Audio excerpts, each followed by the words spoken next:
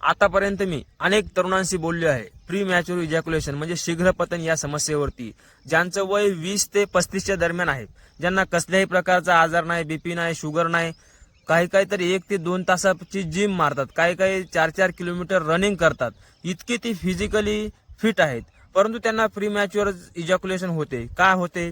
कारण की कधीतरी संभोग करत असताना त्यांना तो वाईट अनुभव आलेला आहे, एकदा आलेला आहे.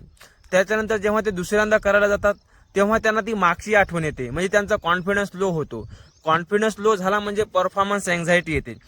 तर त्याचा उपाय काय? तर हाच आहे की कसल्याही प्रकारचं मनामध्ये भीती न बाळगता, कसल्याही प्रकारची गोळी, स्प्रे वगैरे, मलम याचा उपयोग न करता दुसऱ्यांदा कॉन्फिडेंटली सामोरं जाणं. जसं तुम्हाला सर्दी, पडसं, ताप, खोकला यासारख्या गोष्टी ह्या कधी ना कधीतरी वर्षातून येतच राहतात, तसं तुम्ही एक काम करणारे व्यक्ती आहात.